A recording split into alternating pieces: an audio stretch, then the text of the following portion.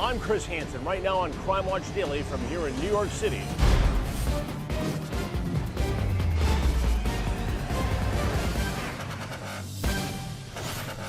Chilling surveillance video. A father of four hears an intruder at his door and approaches with his loaded gun. The gun was in my hand and it just went off.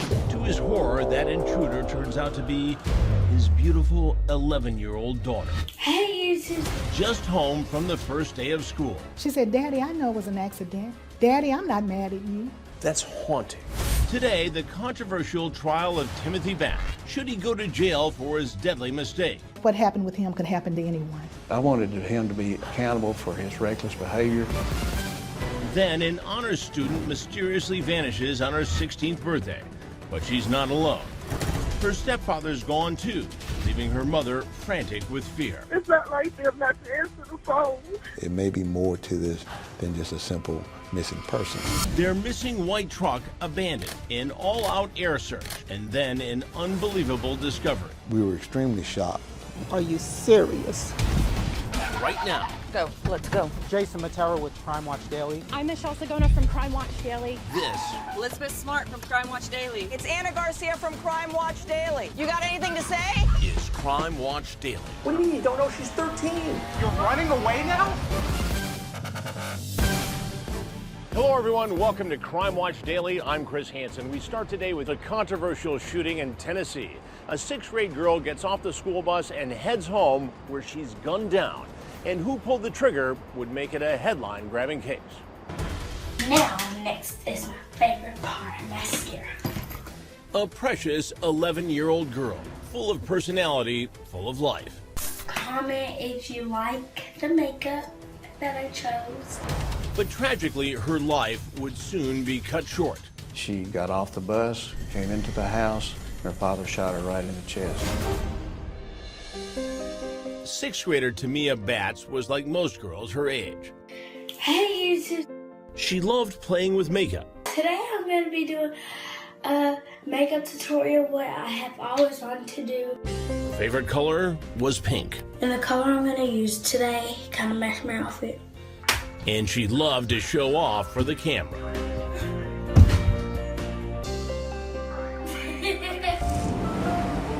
In the fall of 2016, Tamia was excited about starting a new school year at a new school. They'd spend all day out shopping for school supplies. The sixth grader was dressed to impress for her first day at Knox Doss Middle School, just outside of Nashville. She had all new clothes, it appeared to me. She was very neat. She had her backpack on, looked like an angel. At the end of her first day, Tamia boarded the bus and headed home, where she knew her dad would be waiting for her. He wasn't sure what time she would be home, so he was home and thought he'd take a little nap. District Attorney Ray Whitley says surveillance cameras captured Timothy Batts doing something else. He was walking around in the house with a cell phone up to his left ear and a loaded handgun. Just walking around with a cell phone and a gun? Yes. In his hand? In his hand. And the gun was loaded with 22 rounds of ammunition. Minutes later, surveillance video shows his daughter Tamia coming in from school. She took her backpack off, she set her backpack down, she took her shoes off, set her shoes very neatly by the backpack. Defense attorney Joy Kimbrough says Timothy was just starting to doze off when he heard the door open. He yelled again, "Who is that?" No one responded. He sat up in his bed, and then he saw a shadow. A quick shadow just leaped across like... Shadow. When he saw that shadow, he knew someone was in the house. Fearing for his life, he grabs a gun from under the dresser and goes to investigate. He's about to exit his room door. His daughter, and see, he doesn't know it's his daughter, jumps from the side, his right side. She comes from the side and says, "Rah!" like that. Trying to scare him. Well, she grabs him. Just messing around. And he thinks it's an intruder. Right. He thinks, for a split second, they got me. And he shoots one time. The bullet went through the little girl's chest, came out of the other side, and lodged in the wall. She had a little training bra, and there was a bullet hole in the training bra. After the shot is fired, surveillance video shows Tamia jumping up and down. He said, "Did I shoot you? Did I shoot you?" She said, "I don't know." She pulled up her shirt, and he saw the hole. The frantic father grabbed his daughter and rushed her to a nearby hospital. But 2 hours later, the bright and beautiful 11-year-old was dead. It was so sad what happened, but it was just a big mistake. A big mistake that prosecutors say Timothy Batts tried to cover up with a big lie. Now, he initially said that she was shot when she arrived home. He told the police officer the same thing, that she was holding her chest and she was bleeding from her chest when she came into the house. She was screaming. And of course, that was a total fabrication. Attorney Joy Kimbrough says her client had to lie so he could stay with his daughter. He doesn't know if she's going to need blood. He doesn't know if she's going to need an organ. But he knows whatever she needs, he's going to be there for her. But he lied to police. Well, that's the only way he could stay. Given his criminal record, she says Timothy believed if he told the truth, he would have been arrested immediately. And this last father-daughter conversation would have never happened. On the ride to the hospital, he's apologizing. "I'm so sorry, Tamia. I'm sorry." She said, "Daddy, I know it was an accident. Daddy, I'm not mad at you." That's haunting, that she was alive all that time, only to die at the hospital. Timothy didn't keep up the lie for long. I wasn't expecting you to show up here. This is a surprise for me. I appreciate you coming in. Hours after his daughter's death, That's my daughter. That's my baby. That's my world. I love her to death. he walked into the police station voluntarily without an attorney And then I seen a shadow. So I'm like, who is that? and explained how he had mistakenly killed his firstborn child. And then as I'm creeping, somebody just jumped out. He promised to fully cooperate with investigators, and he had one request. Would you please let me stay out long enough to bury my little girl? And what did they do? They arrest him, and he's given a $1 million bond. An amount he couldn't afford. Why do you think that was? I don't know why he was treated differently. Do you think it was because he was an ex-con? Ex-cons get bonds all the time. Timothy Batts was charged with reckless homicide, possessing a firearm as a felon, and tampering with evidence. What happened next stunned prosecutors. That courtroom was packed with Timothy Batts supporters, and we had a dead 11-year-old girl that hadn't even been buried yet. There was suddenly a groundswell of support for the embattled father. Thousands signed a petition asking for his release. Ultimately, a judge reduced Batts' bond to $500,000. A lot of his supporters got together and people pooled their money. The father of four made bail and was out in time to attend Tamia's funeral, but his freedom didn't last long. He apparently had an affinity for cocaine, for drugs, and that came back to haunt him. A month after his release, Timothy's bond was revoked, and he was back behind bars. The judge specifically stated as a condition of his bond that he was not to use any drugs whatsoever, but he tested positive for cocaine within 5 days. Despite passing subsequent drug tests, Batts would remain behind bars. It is totally irrelevant. Up next, how long would he be locked up? The case against the grieving father goes to court. The gun was in my hand and it just went off. He was reckless in deciding to pull that trigger. Timothy Batts admits he shot and killed his 11-year-old daughter, but he swears to police he thought she was an intruder.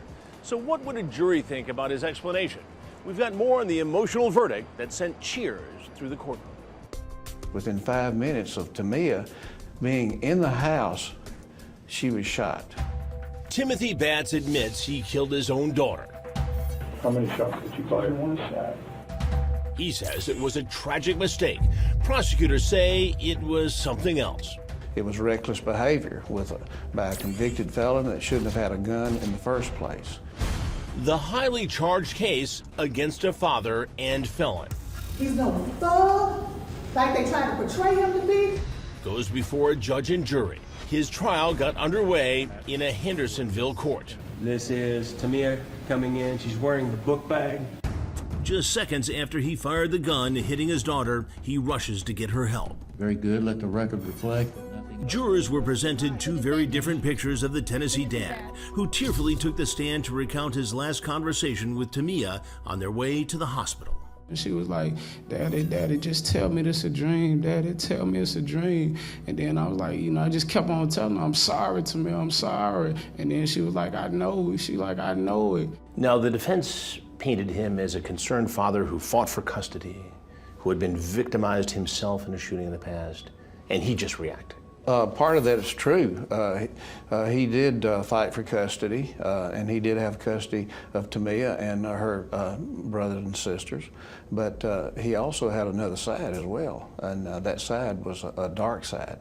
District Attorney Ray Whitley is referring to Timothy's criminal past. According to police, he had 4 arrests and 2 convictions for drug possession. It doesn't take a lot to be a felon in Tennessee. Something defense attorney Joy Kimbrough tried to downplay. Here in Tennessee, if you possess marijuana 3 times, a little marijuana you're going to smoke. The 3rd time is a felony. Was Timothy a criminal? Timothy is a person who in the past had been charged and convicted of a crime. But was he now living in fear because of that criminal past? And I told the jury that he was distracted for some reason.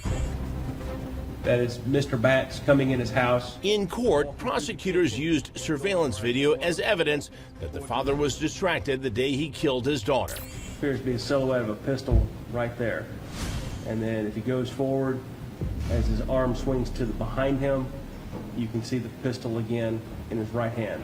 Prosecutors say it was the gun used to kill Tamia.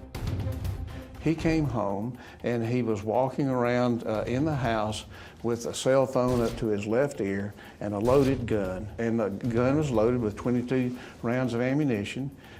Once looking over his shoulder, it's almost like he was expecting somebody to be following him, coming to get him inside the home. People were led to believe he was walking around the house talking on the phone with a gun. That's what it sounds like. But that's not what happened. The defense claimed the gun belonged to Timothy's cousin, who had left it at his house just 2 days earlier. The cousin had been drinking, and he did not want to leave in his car with a gun, so he asked Timothy if he mind keeping the gun, or could he leave it at the house. But he knew he wasn't supposed to have a pistol with him. Well, he wasn't supposed to have a pistol. Right, but he did. But this was just a circumstance. This wasn't an ordinary thing. This isn't something that happens all the time. This is what the defense claims that surveillance video shows. When he left home, he took the gun with him so no one could get to the gun.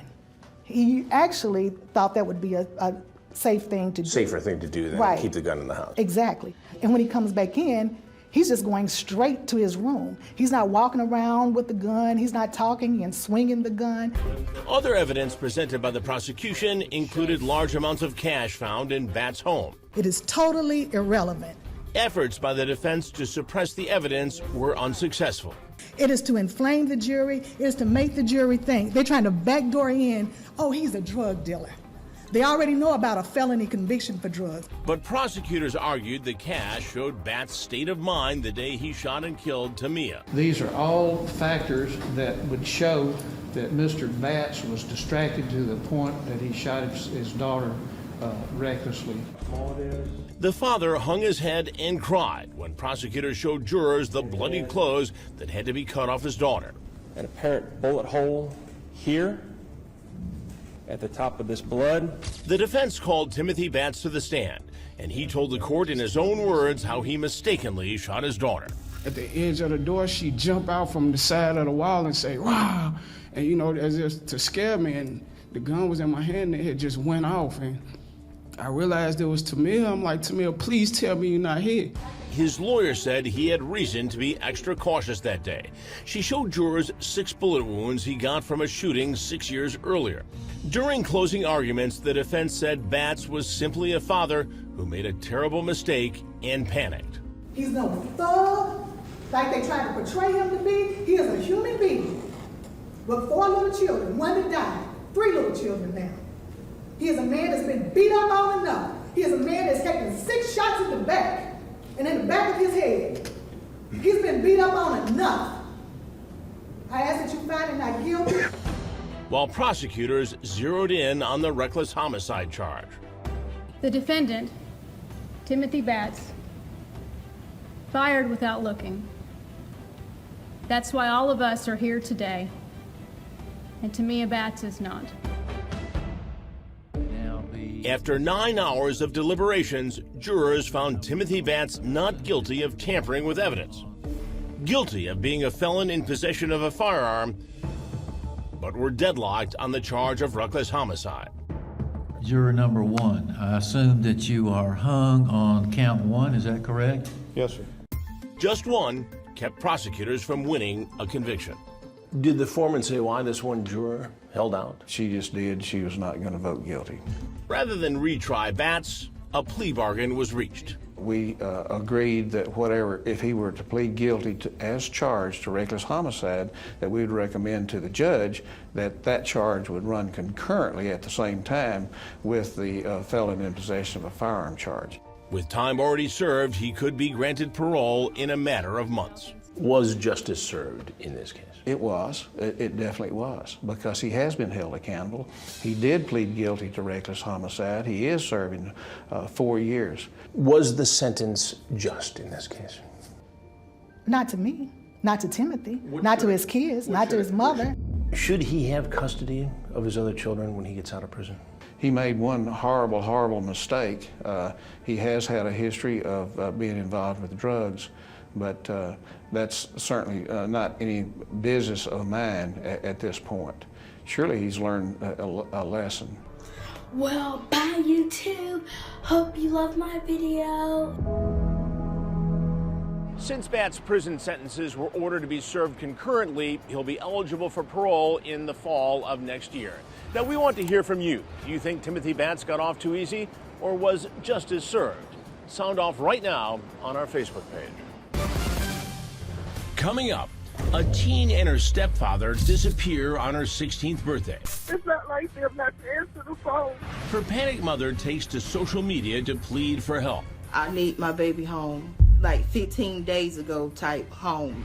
The huge surprise police would make hundreds of miles away. We were extremely shocked. That's next.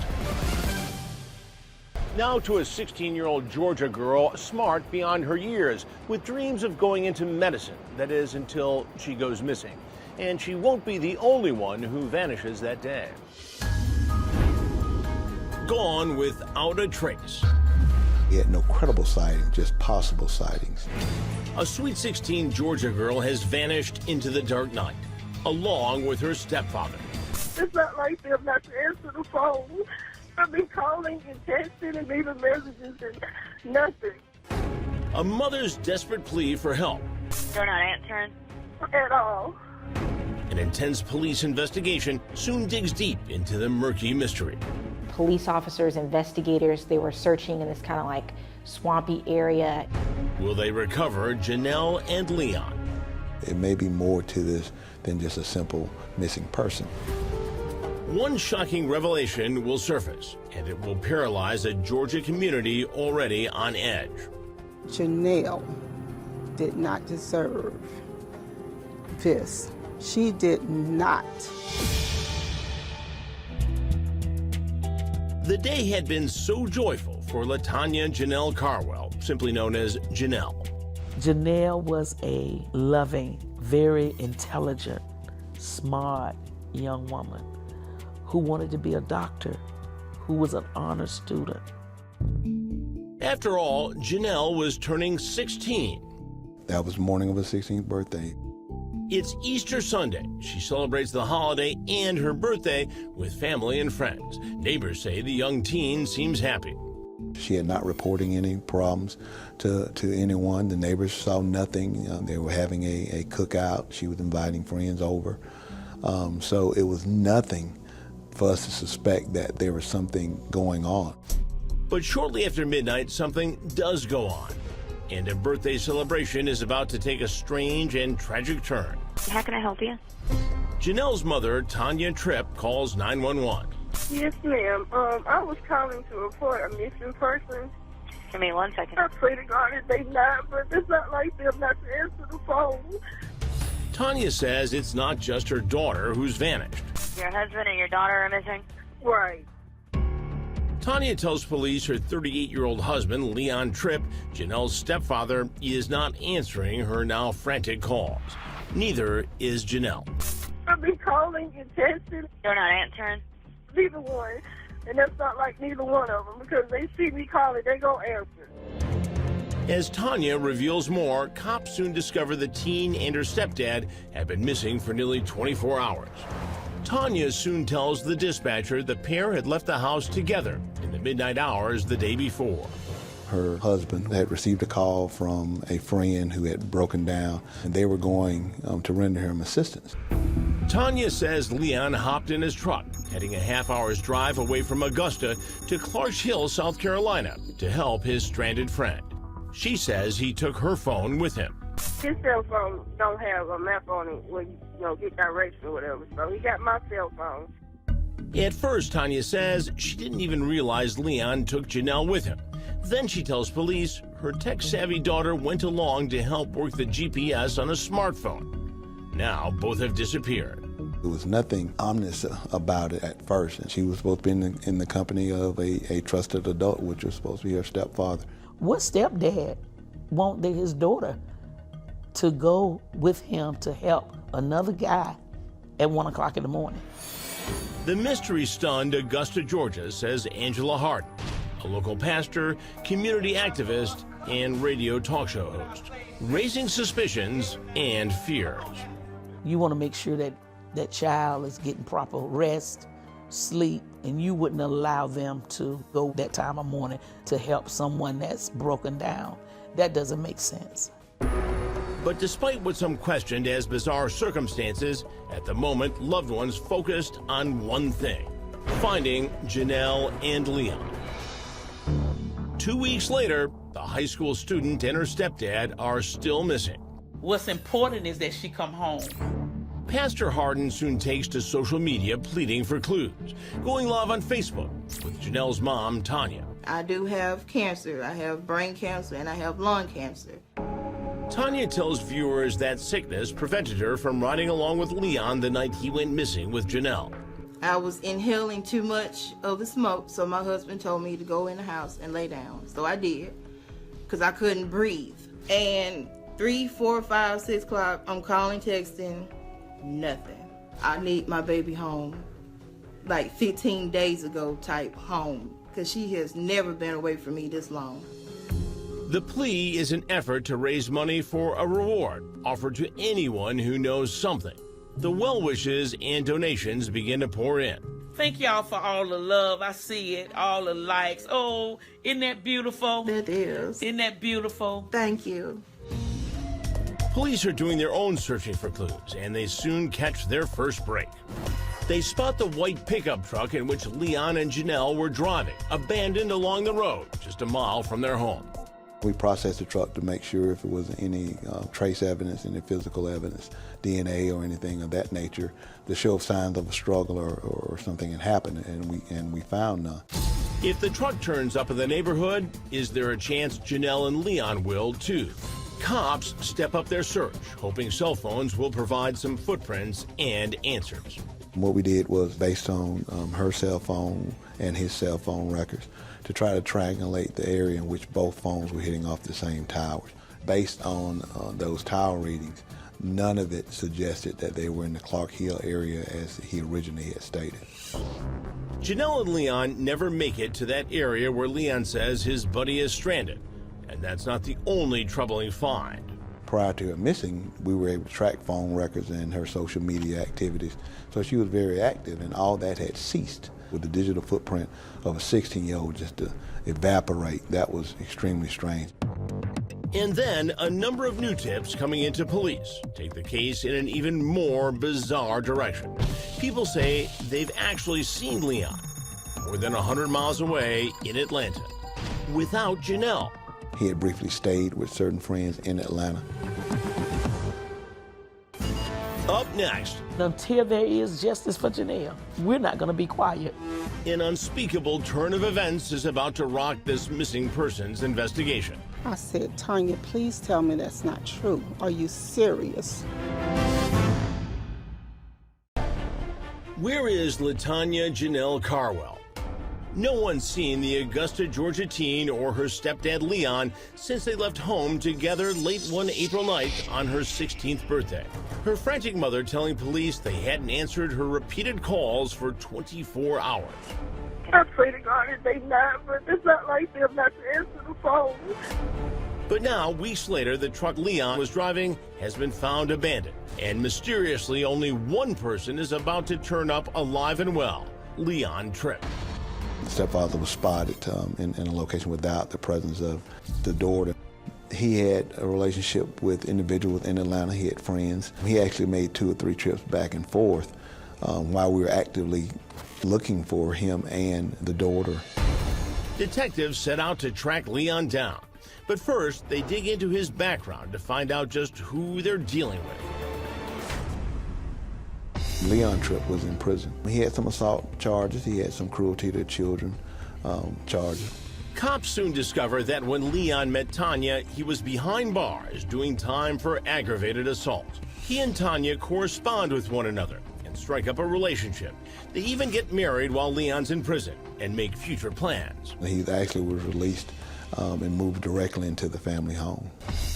The family home with Tanya, Janelle, and Janelle's little sister. Tanya Tripp should have protected Janelle from the very beginning, 2 years ago when she met him. But now, Janelle is gone. After several Leon sightings and a whole lot of unanswered questions about Janelle's whereabouts, Leon is wanted again. Officers get a warrant for his arrest on kidnapping charges. But as they search, Leon's wife Tanya seems torn. She did show concern for her daughter. But when I asked her, hey, investigators believe that he's taken her, she was very defensive. TV reporter Kelly Wiley covered the story extensively for WRDW News 12 and WAGT 26 and interviewed Janelle's mother. The community really felt for Tanya Tripp. They saw a grieving mother who wanted to know where her child was. Investigators say they also began noticing Tanya's strange behavior. She even went on the media speaking out against the sheriff's office, saying that we were wrong and we were falsely accusing her husband. Undaunted, the U.S. Marshals go searching for Leon in Atlanta and reportedly discover he's at a U-Haul facility. When officers corner him there, he's not alone. Right by his side, Janelle's mom, Tanya Tripp. We were extremely shocked when we found her and him actually together. And that's when we really got that sick feeling that, you know, this case is really not heading in a good direction. Tanya had an explanation. She tells cops it was by sheer accident that she and Leon were discovered together. Tanya Tripp was pretty much sticking with her story, and that when she was traveling to Atlanta, she had just seen him walking along the road. And it was just a big coincidence that they had found each other. Authorities slapped Leon with kidnapping charges. And not buying Tanya's story, investigators charge her with hindering the apprehension of a criminal. Those who know the family well are stunned. Neighbor Ernestine Howard says Tanya called her from jail to tell her the news. I asked her, what in the world? I said, Tanya, please tell me that's not true. Are you serious? And she said yes. But just how involved is Tanya Tripp in her own daughter's disappearance? That's the $64,000 question. The mother gave several interview accounts, but each story was inconsistent, but they would tell a little bit more about their dealings. They were trying to paint another picture. One of those stories referenced the 911 call. Leon leaving in the middle of the night to Clarksville, South Carolina to help a stranded friend, and taking Janelle with him to work the GPS. I told him, I said, well, when you on your way back, honey, please call me and let me know that y'all okay. And he said, all right. But as police press Leon, his version slips into something completely different. Leon tells police he and his stepdaughter actually were headed to Atlanta. He gave her some money in which to get on the bus and come back to Augusta, and he hadn't seen her since. When investigators grill Tanya about Leon's version, the normally talkative mother suddenly gets tongue-tied. Come to find out that she only had that initial story. She never prepared for the follow-ups. Cops soon look back to the original 911 call, which may hold hidden clues to Janelle's mysterious disappearance. It wasn't an alarming call until you go back and put all the pieces together. That first piece of the puzzle begins with Tanya's seemingly frantic 911 call the night after her daughter goes missing. I've been calling and texting and leaving messages and nothing. They're not answering? At all. Neither one. But police say Tanya's emergency call is one big, well-rehearsed lie. Okay, ma'am, as I'm talking to you, we have a deputy en route to you. Okay. We truly believe that the mother knew that we would never find the child where she said we were to look for her. And Detective Roundtree claims Tanya was hiding another dirty secret. Remember, she claimed to be battling cancer. I have brain cancer and I have lung cancer. He says that's not true either. The mother was complicit in this criminal act. Cops say cell phone records show Leon and Janelle were never in the area Tanya claimed they drove to. They now believe Tanya made it all up to buy time. When Leon was arrested, investigator Roundtree claims he was interviewed. It led us to believe that we were now working a homicide investigation. According to prosecutors, since that interview, Leon provided a statement to them saying Janelle is no longer alive. We no longer consider this a missing persons investigation. Janelle Carwell, presumed dead at age 16. With that, authorities upgrade the charges against her mom and stepdad. Tanya now accused of concealing her daughter's death, and Leon Tripp facing a charge of murder. And now our primary focus is the recovery of her body. It's been months since Janelle's disappearance, and the young, vibrant teen has still not been found. Public defenders are representing Leon and Tanya Tripp. Neither have entered a plea or are saying where Janelle might be. What we're fairly certain of is that Leon Tripp removed the daughter from the house against her will and took her to an unknown location. And we feel that he injured this child and eventually disposed of her remains. Sadly, many in the community are reeling from the reality and feeling completely duped. All the likes. Oh, isn't that beautiful? It is. Isn't that beautiful? Thank you. She's a liar. In my opinion, she's told a whole lot of lies. Tell where this baby is. Why are you being quiet? You're not going anywhere. You locked up. As prosecutors work on building their case, the Augusta, Georgia community struggles with why someone would hurt LaTanya Janelle Carwell. There's a 16-year-old young girl out there somewhere in the woods, in a ditch, in a river, somewhere where she can't find peace. And the horror the soft-spoken teen must have faced in the remaining moments of her 16th birthday. There need to be justice for Janelle. And there would be no rest with those parents, with her mother, nor their stepdad, because they're gonna have to tell what happened to this baby.